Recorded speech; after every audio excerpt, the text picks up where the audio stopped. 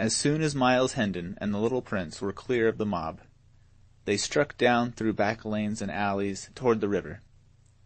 Their way was unobstructed until they approached London Bridge. Then they ploughed into the multitude again, Hendon keeping a fast grip upon the the king's wrist. The tremendous news was already abroad, and the boy learned it from 1,000 voices at once. "The king is dead!" The tidings struck a chill to the heart of the poor little waif, and sent a shudder through his frame. He realized the greatness of his loss, and was filled with a bitter grief, for the grim tyrant who had been such a terror to others had always been gentle with him. The tears sprang to his eyes and blurred all objects. For an instant he felt himself the most forlorn, outcast, and forsaken of God's creatures. Then another cry shook the night with its far-reaching thunders. "Long live King Edward VI!" And this made his eyes kindle, and thrilled him with pride to his fingers' ends. "Ah," he thought, "how grand and strange it seems! I am king!" Our friends threaded their way slowly through the throngs upon the bridge. This structure, which had stood for 600 years, and had been a noisy and populous thoroughfare all that time, was a curious affair. For a closely packed rank of stores and shops, with family quarters overhead, stretched along both sides of it, from one bank of the river to the other. The bridge was a sort of town to itself. It had its inn, its beer-houses, its bakeries, its haberdasheries, its food markets, its manufacturing industries, and even its church. It looked upon the two neighbors which it linked together, London and Southwark, as being well enough as suburbs, but not otherwise particularly important. It was a close corporation, so to speak. It was a narrow town, of a single street 1/5 of a mile long. Its population was but a village population, and everybody in it knew all his fellow townsmen intimately, and had known their fathers and mothers before them, and all their little family affairs into the bargain. It had its aristocracy, of course, its fine old families of butchers and bakers and what-not, who had occupied the same old premises for 500 or 600 years, and knew the great history of the bridge from beginning to end, and all its strange legends, and who always talked bridgy talk, and thought bridgy thoughts, and lied in a long, level, direct, substantial, bridgy way. It was just the sort of population to be narrow and ignorant and self-conceited. Children were born on the bridge, were reared there, grew to old age, and finally died without ever having set a foot upon any part of the world but London Bridge alone. Such people would naturally imagine that the mighty and interminable procession which moved through its street night and day, with its confused roar of shouts and cries, its neighings and bellowings and bleatings, and its muffled thunder tramp, was the one great thing in this world, and themselves somehow the proprietors of it. And so they were, in effect. At least they could exhibit it from their windows, and did, for a consideration, whenever a returning knight or hero gave it a fleeting splendor, for there was no place like it for affording a long, straight, uninterrupted view of marching columns. Men born and reared upon the bridge found life unendurably dull and inane elsewhere. History tells of one of these who left the bridge at the age of 71 and retired to the country. But he could only fret and toss in his bed. He could not go to sleep. The deep stillness was so painful, so awful, so oppressive. When he was worn out with it at last, he fled back to his old home, a lean and haggard spectre, and fell peacefully to rest and pleasant dreams under the lulling music of the lashing waters and the boom and crash and thunder of London Bridge. In the times of which we are writing, the bridge furnished object lessons in English history for its children, namely, the livid and decaying heads of renowned men impaled upon iron spikes atop its gateways. But we digress. Hendon's lodgings were in the little inn on the bridge. As he reared the door with his small friend, a rough voice said, "So, thou'rt come at last." Thou'lt not escape again, I warrant thee, and if pounding thy bones to a pudding can teach thee somewhat, thou'lt not keep us waiting another time mayhap." And John Canty put out his hand to seize the boy. Miles Hendon stepped in the way and said, "Not too fast, friend. Thou art needlessly rough, methinks. What is the lad to thee?" "If it be any business of thine to make and meddle in others' affairs, he is my son." "'Tis a lie!" cried the little king, hotly. "Boldly said, and I believe thee, whether thy small headpiece be sound or cracked, my boy. But whether this scurvy ruffian be thy father or no, 'tis all one. He shall not have thee to beat thee and abuse, according to his threat. So thou prefer to bide with me." I do. I know him not, I loathe him, and will die before I go with him." "Then 'tis settled, and there is not more to say." "We will see as to that," exclaimed John Canty, striding past Hendon to get at the boy. "By force shall he—" "If thou do but touch him, thou animated offal, I will spit thee like a goose," said Hendon, barring the way and laying his hand upon his sword hilt. Canty drew back. "Now mark ye," continued Hendon, "I took this lad under my protection when a mob of such as thou would have mishandled him, mayhap killed him. Dost imagine I will desert him now to a worser fate? For whether thou art his father or no, and sooth to say, I think it is a lie, a decent swift death were better for such a lad than life in such brute hands as thine. So go thy ways, and set quick about it, for I like not much bandying of words, being not over-patient in my nature." John Canty moved off, muttering threats and curses, and was swallowed from sight in the crowd. Hendon ascended 3 flights of stairs to his room, with his charge, after ordering a meal to be sent thither. It was a poor apartment, with a shabby bed and some odds and ends of old furniture in it, and was vaguely lighted by a couple of sickly candles. The little king dragged himself to the bed and lay down upon it, almost exhausted with hunger and fatigue. He had been on his feet a good part of the day and a night, for it was now 2 or 3 o'clock in the morning, and had eaten nothing meantime. He murmured drowsily, "Prithee, call me when the table is spread," and sank into a deep sleep immediately. A smile twinkled in Hendon's eye, and he said to himself, "By the mass, the little beggar takes to one's quarters, and usurps one's bed with as natural and easy a grace as if he owned them, with never a by your leave, or so please it you, or anything of the sort. In his diseased ravings he called himself the Prince of Wales, and he bravely doth he keep up the character. Poor little friendless rat! Doubtless his mind has been disordered with ill usage. Well, I will be his friend. I have saved him, and it draweth me strongly to him. Already I love the bold-tongued little rascal. How soldier-like he faced the smutty rabble and flung back his high defiance. And what a comely, sweet, and gentle face he hath, now that sleep hath conjured away its troubles and its griefs. I will teach him. I will cure his malady, yeah? I will be his elder brother, and care for him and watch over him. And whoso would shame him or do him hurt may order his shroud, for though I be burnt for it, he shall need it." He bent over the boy and contemplated him with a kind and pitying interest, tapping the young cheek tenderly and smoothing back the tangled curls with his great brown hand. A slight shiver passed over the boy's form. Hendon muttered, "See now, how like a man it was to let him lie here uncovered, and fill his body with deadly rheums. Now what shall I do?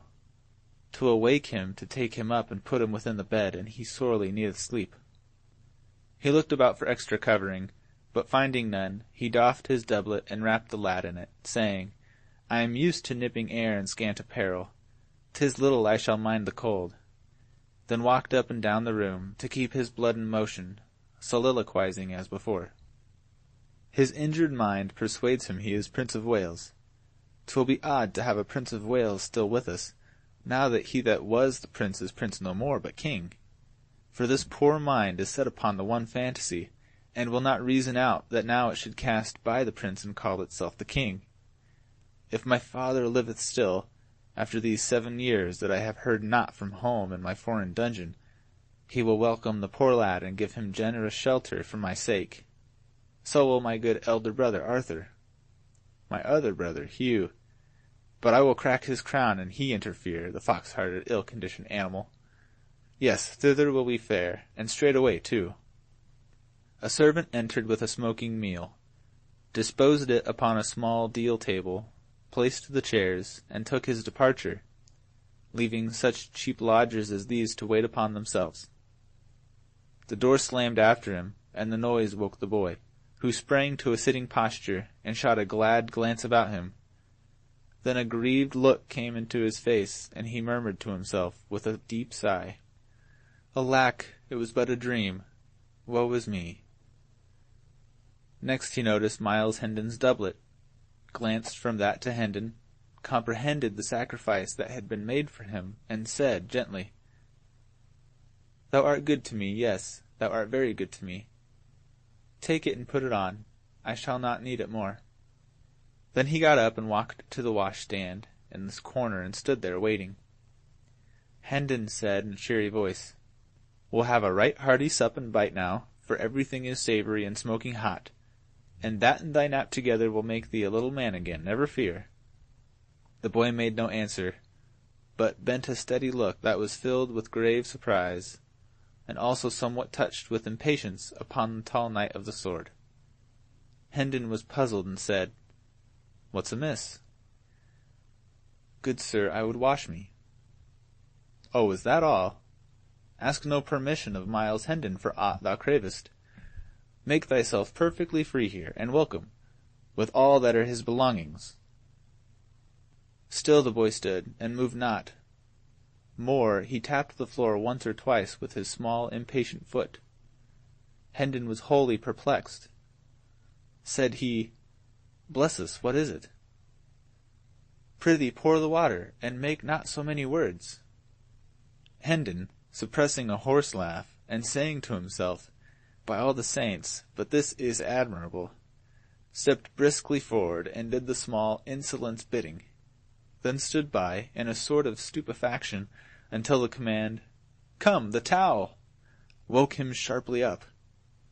He took up a towel from under the boy's nose and handed it to him without comment.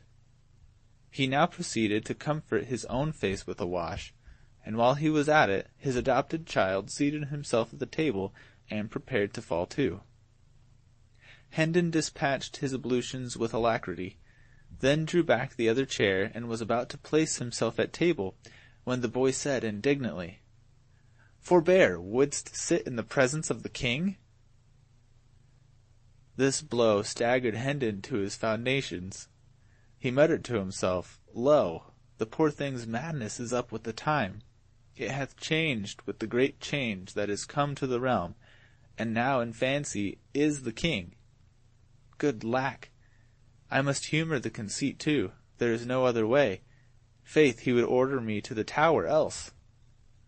And pleased with his jest, he removed the chair from the table, took his stand behind the king, and proceeded to wait upon him in the courtliest way he was capable of. While the king ate, the rigour of his royal dignity relaxed a little, and with his growing contentment came a desire to talk. He said, "I think thou callest thyself Miles Hendon, if I heard thee aright?" "Yes, sire," Miles replied, then observed to himself, "If I must humour the poor lad's madness, I must sire him, I must majesty him, I must not go by halves. I must stick at nothing that belongeth to the part I play, else shall I play it ill and work evil to this charitable and kindly cause." The king warmed his heart with a second glass of wine, and said, "I would know thee. Tell me thy story. Thou hast a gallant way with thee, and a noble. Art nobly born?" "We are of the tail of the nobility, good your majesty. My father is a baronet, one of the smaller lords by knight service, Sir Richard Hendon of Hendon Hall, by Monk's Holm in Kent. The name has escaped my memory. Go on, tell me thy story." "'Tis not much, your majesty, yet perchance it may beguile a short half-hour for want of a better. My father, Sir Richard, is very rich, and of a most generous nature. My mother died whilst I was yet a boy. I have 2 brothers, Arthur, my elder, with a soul like to his father's, and Hugh, younger than I, a mean spirit, covetous, treacherous, vicious, underhanded, a reptile. Such was he from the cradle. Such was he 10 years past, when I last saw him. A ripe rascal at 19, I being 20 then, and Arthur 22. There is none other of us but the Lady Edith, my cousin. She was 16 then. Beautiful, gentle, good, the daughter of an earl, the last of her race, heiress of a great fortune and a lapsed title. My father was her guardian. I loved her and she loved me, but she was betrothed to Arthur from the cradle, and Sir Richard would not suffer the contract to be broken. Arthur loved another maid, and bade us be of good cheer and hold fast to the hope that delay and luck together would some day give success to our several causes. He loved the Lady Edith's fortune, though in truth he said it was herself he loved. But then 'twas his way, alway, to say one thing and mean the other. But he lost his arts upon the girl. He could deceive my father, but none else. My father loved him best of us all, and trusted and believed him, for he was the youngest child, and others hated him, these qualities being in all ages sufficient to win a parent's dearest love. And he had a smooth, persuasive tongue, with an admirable gift of lying, and these be qualities which do mightily assist a blind affection to cozen itself. I was wild, and troth I might go yet farther and say very wild, though 'twas a wildness of an innocent sort, since it hurt none but me, brought shame to none, nor loss, nor had in it any taint of crime or baseness, or what might not be seen by an honourable degree. Yet did my brother Hugh turn these faults to good account, he seeing that our brother Arthur's health was but indifferent, and hoping the worst might work for him profit were I swept out of the path, so— But 'twere a long tale, good my liege, and little worth the telling. Briefly, then, this brother did deftly magnify my faults, and make them crimes, ending his base work with finding a silken ladder in mine apartments, conveyed thither by his own means, and did convince my father by this, and suborned evidence of servants and other lying knaves, that I was minded to carry off my Edith, and marry her in rank defiance of his will. 3 years of banishment from home and England might make a soldier of a man of me, my father said, and teach me some degree of wisdom. I fought out my long probation in the Continental wars, tasting sumptuously of hard knocks, privation, and adventure.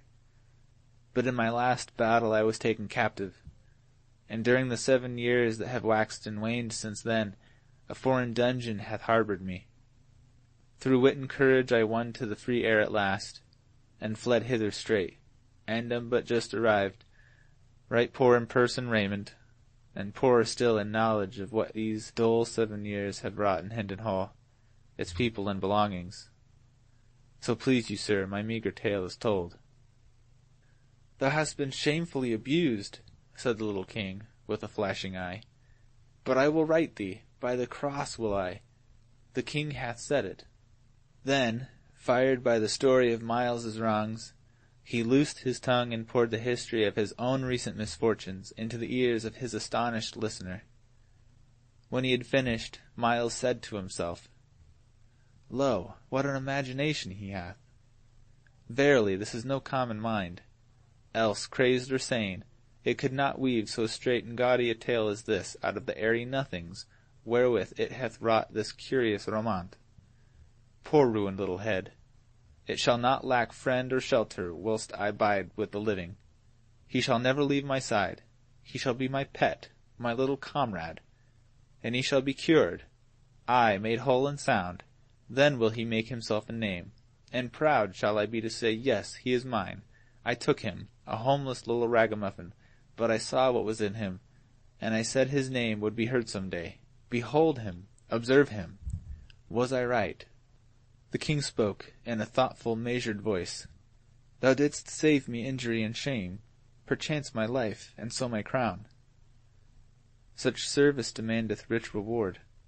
Name thy desire, and so it be within the compass of my royal power, it is thine."